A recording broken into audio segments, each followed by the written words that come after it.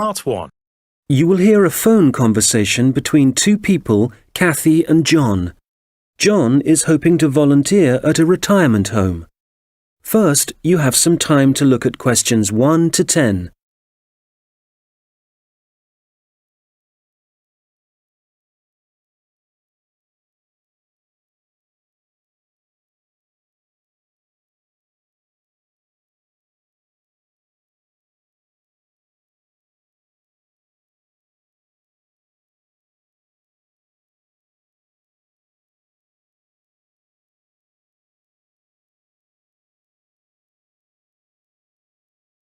Hello, Hilary Lodge Retirement Home. Kathy speaking. Hello, my name's John Shepherd. Could I ask if you're the manager of the home? That's right. Oh, good. Hello, Kathy. A friend of mine is a volunteer at Hilary Lodge, and I'd like to help out too, if you need more people.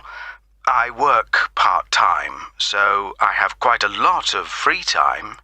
We're always glad of more help, John. Shall I tell you about some of the activities that volunteers get involved in? Please. Well, on Monday evenings, we organise computer training. We've got 6 laptops and 5 or 6 residents come to the sessions regularly. They're all now fine at writing and sending emails, but our trainer has just moved away and we need 2 or 3 volunteers who can help the residents create documents. Just simple things, really. I'd certainly be interested in doing that. Great!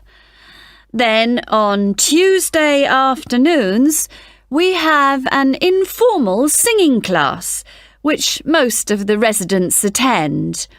We've got a keyboard and someone who plays, but if you'd like to join in the singing, you'd be very welcome. I work on Tuesdays at the moment, though that might change. I'll have to give it a miss for now, I'm afraid. OK. Then on Thursday mornings, we generally have a session in our garden. Several of our residents enjoy learning about flowers, where they grow best, how to look after them and so on. Is that something you're keen on? I'm no expert, but I enjoy gardening, so yes, I'd like to get involved. Do you have your own tools at the home? We've got a few, but not very many. I could bring some in with me when I come. Thank you very much. One very important thing for volunteers is that we hold a monthly meeting where they all get together with the staff. It's a chance to make sure we're working well together and that everyone knows how the residents are and what's going on in the home. Uh-huh. Now, obviously, we'd need to get to know you before you become one of our volunteers. Of course. Could you come in for an informal interview later this week, maybe? I'm busy the next couple of days, but would Saturday be possible? Certainly. Just drop in any time during the day. I won't be working then, so you'll see my assistant, Mairead. Sorry, how do you spell that? It's M-A-I-R-E-A-D.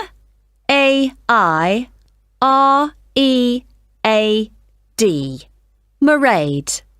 OK, got that.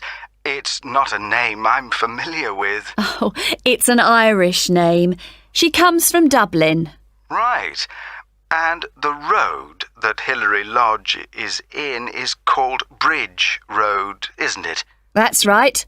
Number 73. Fine. Oh, one other thing you might be interested in. We're holding a couple of open house days and still need a few volunteers if you're available. What are the dates? There's one on April the 9th and another on the 14th of May. They're both Saturdays and all-day events. I can certainly manage May the 14th.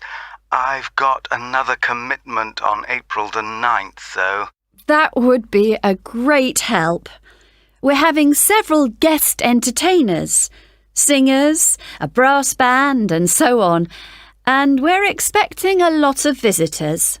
So one possibility is to help look after the entertainers. Or you could spend an hour or so organising people as they arrive, and then just be part of the team, making sure everything's going smoothly. Well, shall I show people where they can park? Lovely. Thank you. One reason for holding the open house days is to get publicity for Hilary Lodge locally. So you may find you have someone from a newspaper wanting to interview you. They'll want to find out from 2 or 3 people why they volunteer to help at the home. We're trying to get a TV station to come too, but they don't seem very interested. I don't mind being interviewed. Good. Well, if you come in for a chat, as we arranged, we'll take it from there. Thank you very much for calling. My pleasure. Goodbye. Bye. That is the end of part 1. You will now have half a minute to check your answers.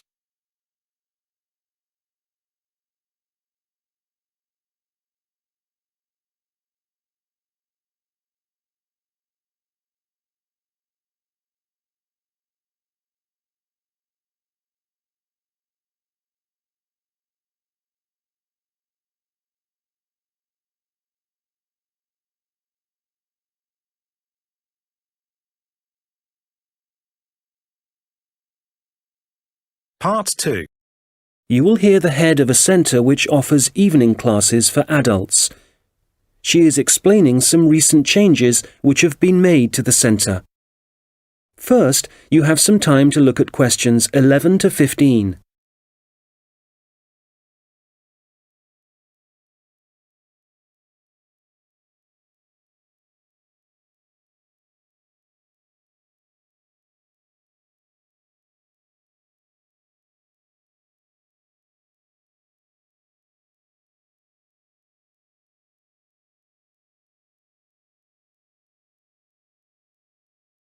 Hello. As some of you know, I'm Elaine Marriott, the head of the college's Learning Resource Centre.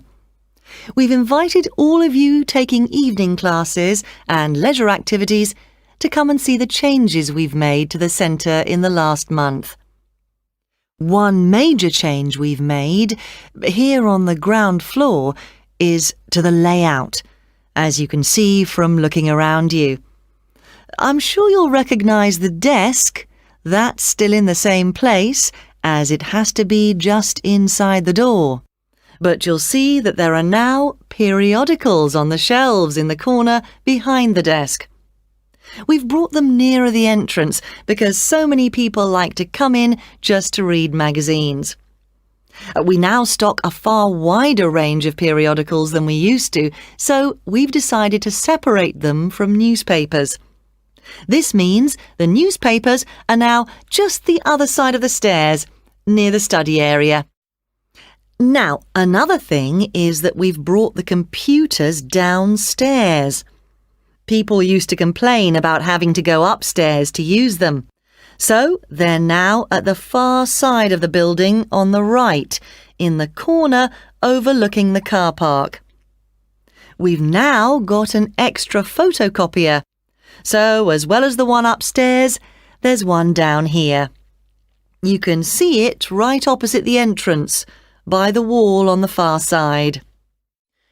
The biggest change, though, and one I'm sure many of you will welcome, is that we now have a cafe at last. We've been asking for one for years. If you turn right, as soon as you get past the desk, you'll see the door ahead of you. It became possible to have a cafe because the building has been extended and we've now got a new office and storeroom area. What else should I tell you about before we walk round? Oh yes, we've had so many requests for books on sport that we've bought a lot more, and they're all together immediately to the right of the entrance. Before you hear the rest of the conversation, you will have some time to look at the questions 16 to 20.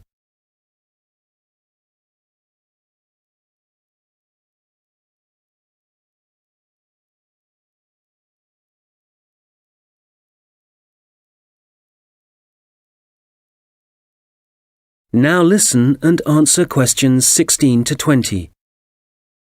OK, that's enough on the new layout. We'll walk round in a moment, but before we do, something about the people who are here to help you. Of course, all the staff will do their best to answer your questions, but now we're each going to specialise in certain areas. So, if you ask a staff member about something and they don't think they can help you enough, they'll direct you to our specialist. Jenny Reed is the person to see if there are any films you'd like us to stock, as she's taken over responsibility for purchasing those. I'd better warn you that our budget is limited, so I'm afraid we can't promise to buy everything you ask for. Phil Penshurst can help you to improve your writing if you need to produce reports for your course. You can book a half-hour session with Phil to start with. Then, if you want more help, he'll arrange follow-up sessions with you. I must mention Tom Salisbury. Many people are interested in doing research or just reading about this region. The people, occupations, changes over the years and so on. Tom is a specialist in this particular field, so if you want any help, he can point you in the right direction. We've got a large collection of relevant documents, from old maps to studies of the wildlife. We have a new member of staff, Saeed Akhtar. I'm sure you'll meet him soon and will find him very helpful. If you're unemployed and want some advice on the practical aspects of looking for a job, Saeed is the person to talk to. He's also written a very useful book on the subject, which of course we've got on our shelves.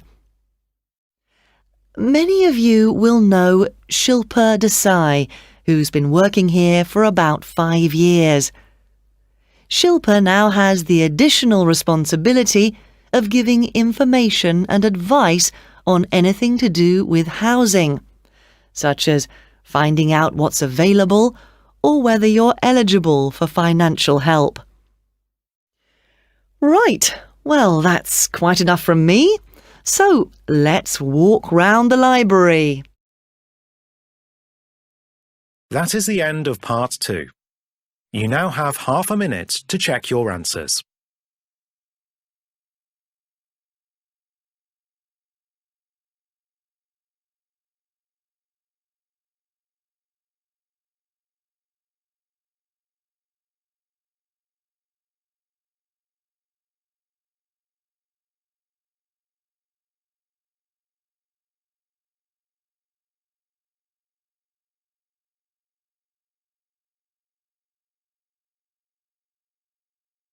Part 3. You will hear a tutor and a student discussing a project the student is working on. First, you have some time to look at questions 21 to 27.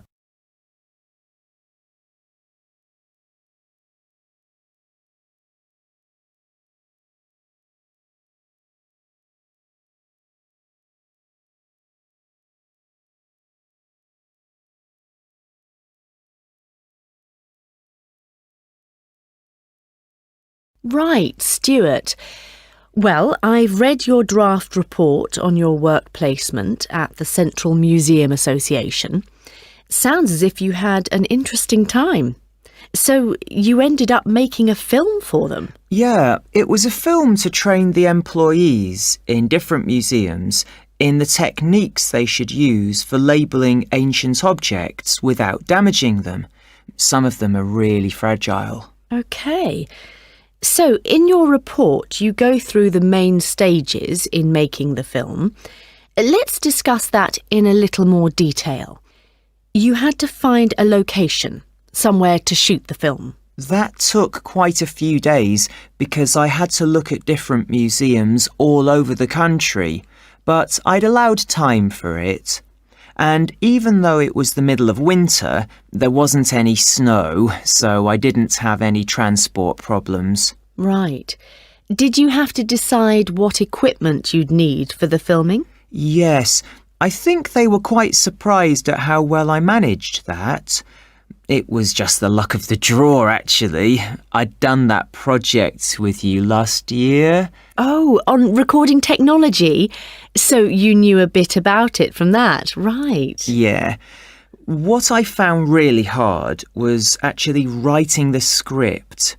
I had a deadline for that, but the association had to extend it. I couldn't have done it otherwise. Would it have helped if you'd had some training there? I think you're right. I probably needed that, yeah. Right. Now, from your draft report, it sounds as if you had one or two problems deciding who was going to actually appear in the video. The casting, yeah. I'd expected that the people who worked for the association would be really keen on taking part. But they weren't? The thing was, they were all so busy. And it did mean some of them had to travel. But Janice King, who I was reporting to for the project, she was great. She arranged for people to have time off and for their work to be covered, so that was a big help for me. Right. And it sounds like the filming itself went well. I gather you found a company who provided an online introduction to the techniques. Yeah, it was really informative and very user-friendly. I learned a lot from it. And then the editing?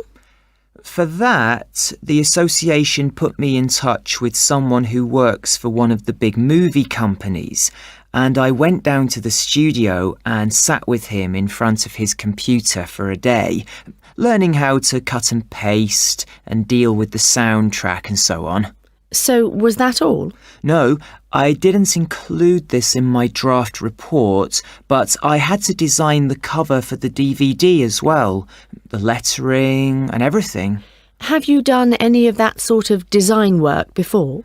No, but I did a rough draft and then talked it through with a couple of my mates, and they gave me some more ideas. And when I'd finished it, I showed it to the people who worked at the association, and they really liked it. Excellent.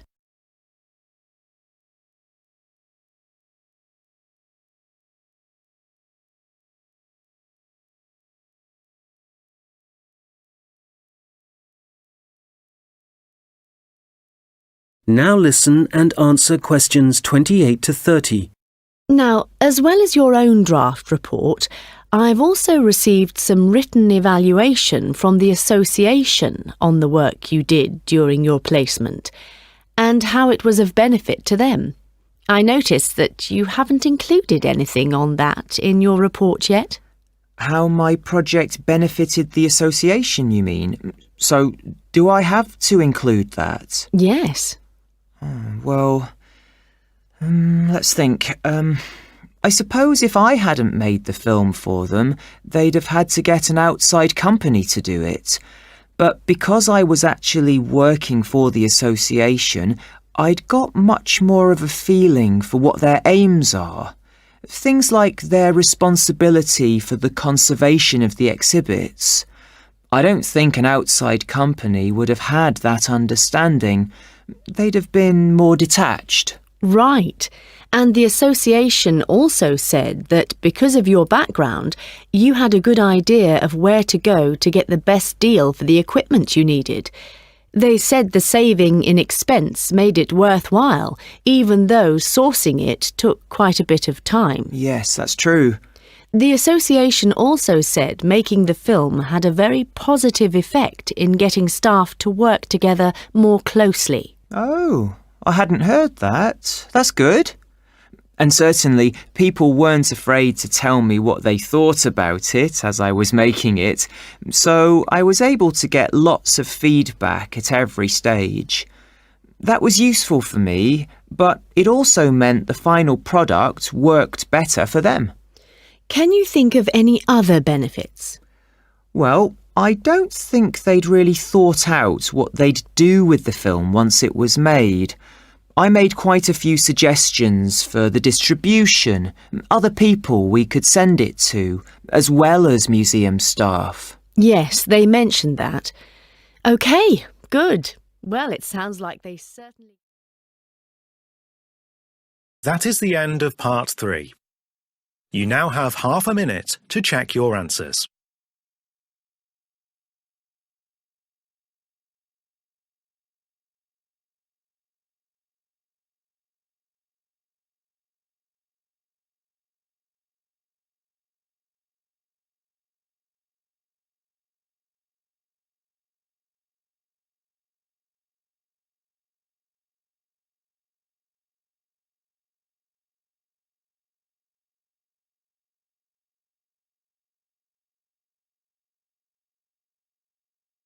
Part 4.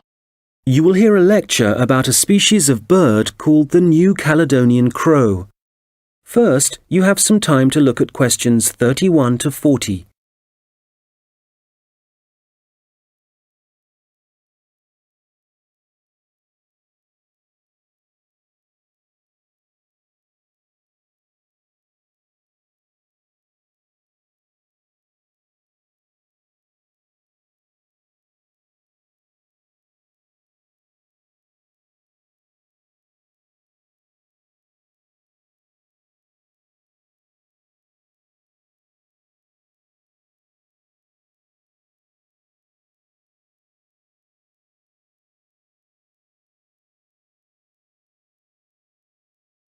Now listen carefully and answer questions 31 to 40.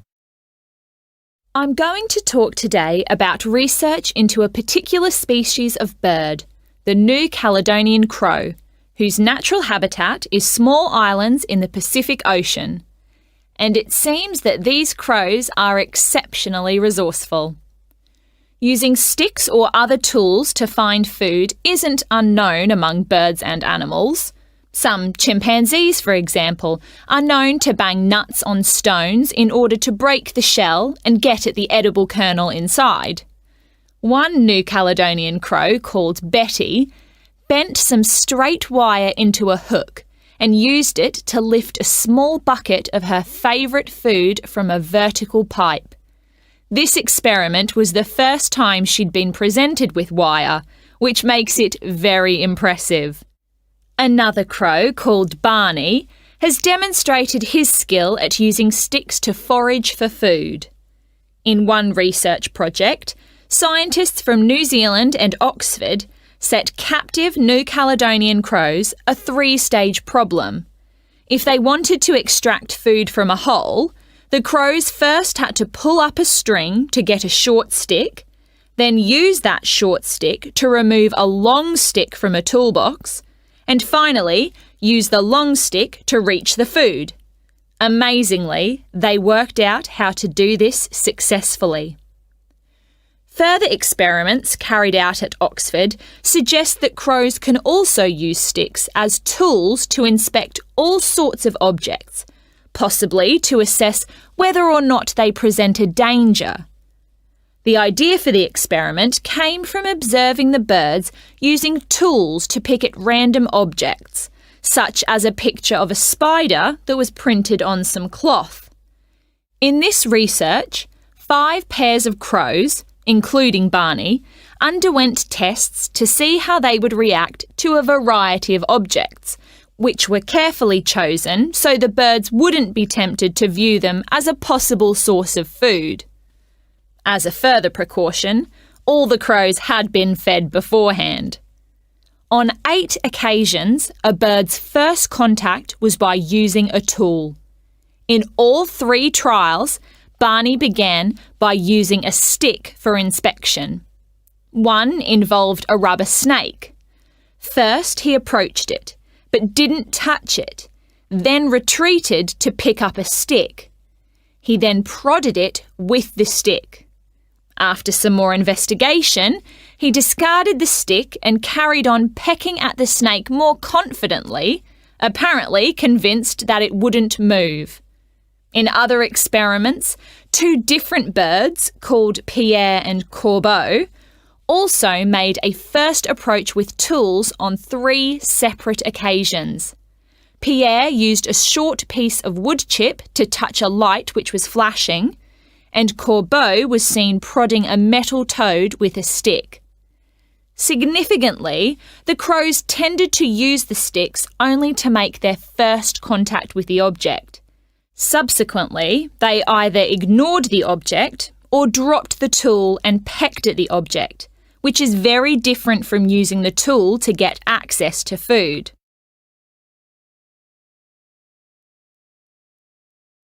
So, what conclusions can be drawn from the research? Evidence is building up from experiments such as these that the birds are able to plan their actions in advance, which is very interesting for understanding their cognition. They don't seem to be responding in a pre-programmed sort of way. It may even be possible that they're able to view a problem and work out what the answer is. However, a major difficulty is assessing whether this tool-using behaviour is a sign of intelligence. To some extent, this is related to the ecological circumstances in which the animal is found. So, scientists want to find out much more about how the crows behave in their native habitat, and a team from Exeter and Oxford universities is carrying out research in New Caledonia. They're looking into whether the birds' way of searching for food gives them any possible evolutionary advantage. The birds are hard to observe, as they live in a region of mountainous forest, so the researchers have attached tiny cameras to the tails of some birds as one method of investigating their behaviour. The birds are masters at using sticks to find their food, in particular beetle larvae from the trees. It's possible that the birds can derive so much energy from these grubs that they only need to eat a few each day. This would mean that they wouldn't have to spend most of their waking time searching for food, as most animals do. The beetle larvae have a distinct chemical makeup, which can be traced through the feathers and blood of birds that eat them. Scientists have collected samples from crows in order to estimate the proportion of larvae in their diet. They should then be able to gauge the extent to which individual birds depend on using sticks to feed themselves. We have learnt a great deal about the ability of New Caledonian crows to use tools, and some very interesting research is being carried out into them. That is the end of part 4. You now have half a minute to check your answers.